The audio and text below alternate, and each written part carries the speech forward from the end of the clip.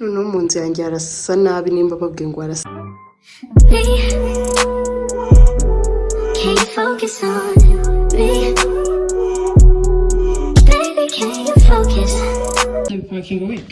Ngiye kubipakinga ngiye kubishyira ku murongo.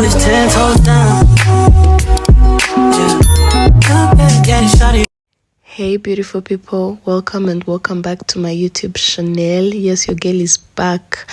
Niba utarakora subscribe, please subscribe. Rero mu gitondo nabyutse nkora, is it iced coffee? I don't know, like nanubu nanizi saa sindamenya ukuntu bayita.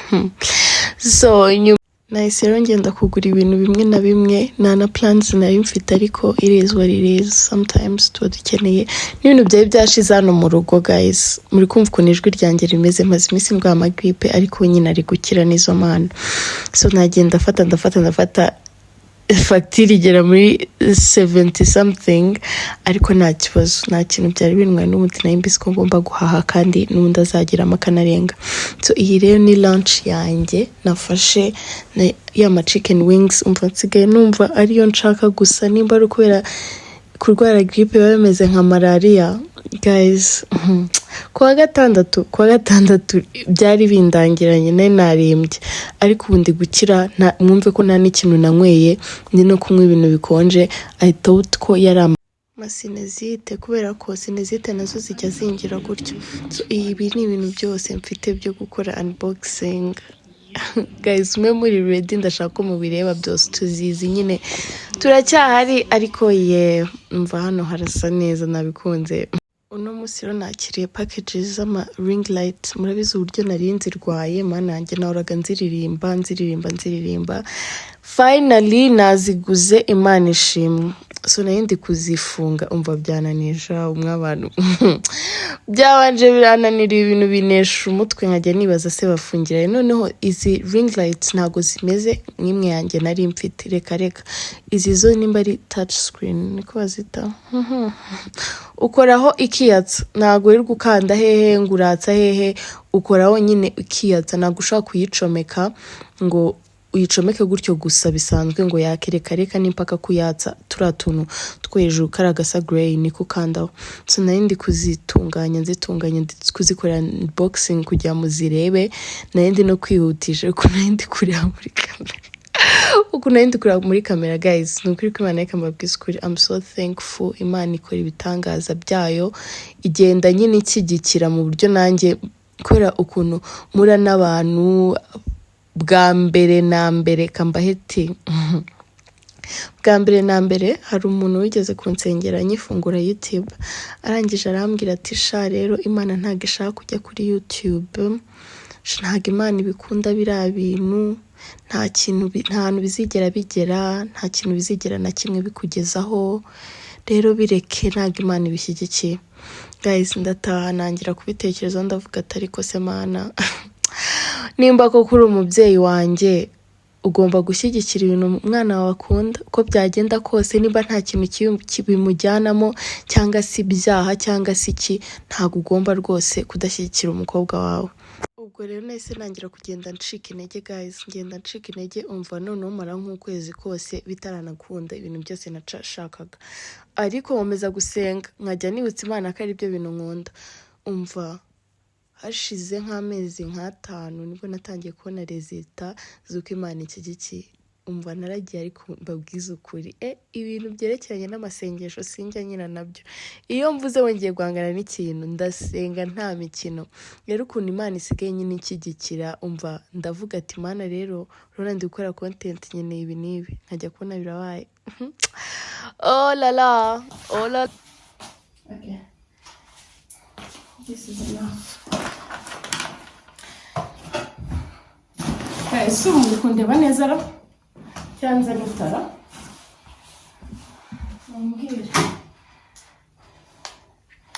zana itara njyatse, kuko simbizi nimba muri kundeba neza. Ndetse rero muriro mukanya urabushize. So guys, ndashaka dukorana unboxing y'ibintu navuye kugura. Hano harimo ibindi, ndashaka utikorane vuba vuba muri the vlog yanjye uzizi Imana yanjye banze nuko yegereje akantu k'ubuzima kuko rero nanasi ndahita nyijyana kuko icyo cyo ngiye kubuzana nanasi niyo naguze ya mbere nibyo ndikubona biri hejuru ngura n'amagrapes yo mwarayamenyereye ko nyagura buri munsi indi naguze ni gapera sinzi nimba muzizi zitiga oya naga gapera subor naguze wipes agura 3,000 hano harimo amata naguze amata makeya kuko nshobora kuba wagiye kugura ikarito nkahita ngira ubunebwe bwo kuzayigira sorry ngira ubunebwe bwo kuzayanywa and then guess what murabizi neza sinakibagirwa inonozo mfitemo n'indi ntabwo irashira ariko niyi ngo nagomba kuyigura rero ndeba aho iyindi igeze nyibereke kuko yes Imana ishimwe nsanze na frigo yanjye itaka ariko n'ubundi se sigashize we murabona ko adashize karashize pe guys amakuru yanyise mumeze mute ibyo kibonye naguze n'amasnacks kuko ninjoro ndashonja inzara ikanyica mumeze mute amakuru yanyu biragenda ubuzima iyi ni yes nagomba kwishyura so naguze n'amayoga twya ko nkunda kuyanywa buri gitondo na smoothie I think I bought for enye reka tube tukavanyaho tugashyire hano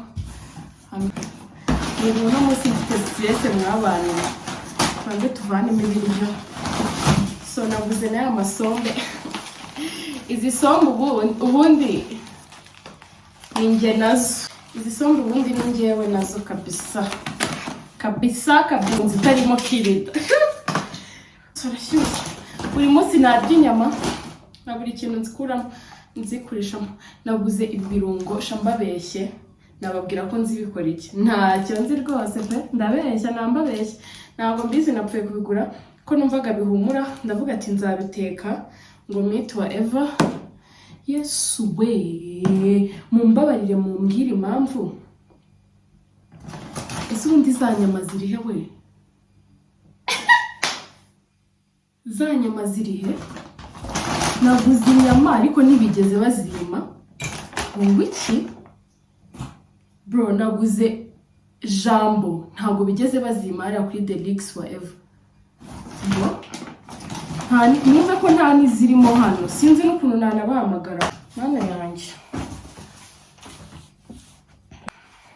I think nimara gufata ino video ndajyana ino resi nibereke ubundi mabwira ko batayimaye naguze ama air freshener abiri ngura candles kubera ko mwarambwiye zihumura neza shaho mwebwe mwarambwiye ngo zikiza utuzizi ko mwambwiye ngo zikiza utuzizi naziguze rero 3 se ngira icyo nzazikoresha naguze na omo yanjye yari yashize umva ndangije ngura the thing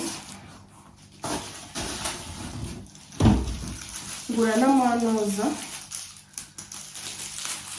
ngura n'amavanilla n'ibiki ibidune byose umva ndikumva ntayo umutwe none ukuntu zira viande yashize amenze ntazo nigeze nzana pe nazo kimba nazizanye ko nanazishyize no muri frigo shanda byibuka pe umva ngiye gufata moto ngeyo ndagaruka mbabwira ukuntu byagenze fate ni video y'ibi bintu nsanze rero dore nibi ngibi byose nsanze inyama ntabwo bigeze bazibariramo amaviyande hashi n'amajambo byose naguze ntabwo bigeze babariramo se rero sinajya kwifata ahubwo ikibazo kiraha mumbabarire ngiye kuyibereka neza mumfatire screenshot mugende mumbarira mumbwira n'amafaranga sibyo mumbabarire mumbwire nimba ntari gutripinga mumbwire arangaye kuko I'm confused ndi kubara nabi. So ibi byose ni ibintu byose naguze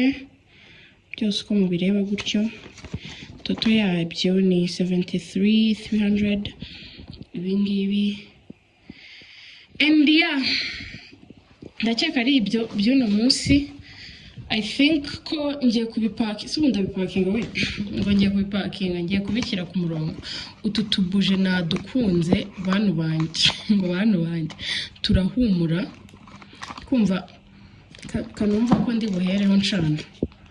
Aka ni aka strawberry nanuza ariko gafite igikabyo karahumura cyane, gusa niko turi buhereho twatse. Umva zino buje nkaba nzi ngo zigura ngahe. Kanuza keza umuntu yazareba akavuga ati se wakikorera nanjye akanje. Andi manuza manuza nashaka kubereka just in case ko ndabizi agura 2.5. Umva ndabizi muzamumbwira ngo ukoresha yahe, ngani muyarebe muyafata amafoto niki kindira mwambaza ntacyo. And guys, I forgot to tell you, muza trying zino sprinkles ziraryoha cyane. Mbe excuse ko nibagiye kubereka inzara. Izi nizo nzara bankoreye. So happy, narazikunze cyane cyane cyane cyane cyane cyane, ariko ni rasta wazinkoreho mu mujyi kwa Rubangura. Nako nari nababwiye ko mukumbuye, so niwe wazinkoreye muri ko intoki zanjye zititira. Zasaza vuba. Love it, love it. No munsi yanjye arasa nabi, nimba babwiye ngo arasa nabi muri ibi. The ring light iri hano gutya kuri no side ngiyi. And yeah, uburyo nirwa mbereka mu nzu yanjye ko niboneye nta n'ikintu ndakora. Umva ubu rero sasa ukuntu tugiye kubigenza, ngiye kubanza gucleaninga miroir, ubundi ndangiza muri suku ya frigo. Nibagiwe kuyikora munyihanganire, ubundi nimara gukora isuku ya frigo kira kintu muzambwira uburyo bakivana kuko byarananiye ntabyo nzi. Nimara gukora isuku ya miroir nkore isuku ya frigo, and then nitekeramo ibikenerwa hano byose byo gushyiramo, nkuremo n'ibigomba gutabwa, kuko nanze ko umukobwa unkorera amasuku ayikora ashobora kuyikora akayica bikaba bibi akayimena, kuko ushize yamenye ikintu hariya ndavuga ati mana rero I will do it for myself and still ndakomeza mbereka inzara zanjye.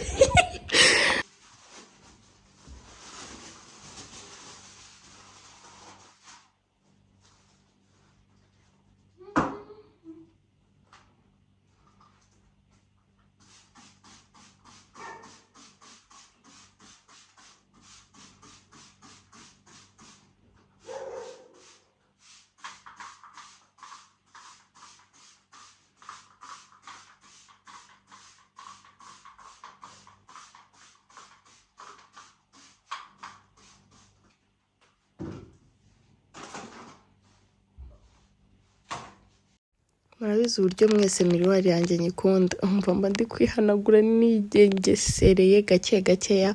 Sinjya nemera ko umuntu unkorera amasuku ayikoraho rwose, yambwiye ati aho ntukajya wakora nzajya nza mikorere, kuko imenetse ntago nzi ko nabyakira pe. Okay, the mirror is done. Umva ejo nzajya kugura amabuye hariya munyihanganire. So miroir yarangiye, and then ibintu nakoresheje birasa nabi.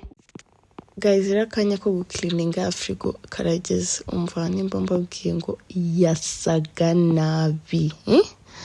Yasaga nabi, nakojejemo ibitambaro byose biranga nkajya minduranya. Ndi kwibaza se frigo umuntu ashyiramo akoza we agakuba, nimuze mumbwire kuko ntabyo nzi pe. Nabyo nzi. Umva nakoze uko nshoboye nyikorera isuku, ndayicleaninga, umva neza neza neza rwose ahantu hose making sure ko mageze kugira ngo hase neza. Ubundi ndangije mfata bya bintu byose byari birimo bipfuye ndabita, ibindi mbisubizamo, ngenda mbipanga neza neza. Nyine ntago harimo ibintu byinshi, ndi gutekereza kongeramo ibindi bintu. Nuko mbipanze bimwe byabuze naho bijya, kandi rero ukuntu frigo yanjye irimo tono duke. Ndi umukene nakundi. This thing I'm going to throw it away, and the other thing was I cleaning ejo, and that's it. Masigaye ibintu bikeya no kubishyira mu kabati, byo ntago rwose najya kwibereka ni stress nyinshi. Have a good night, love you guys. Mwah.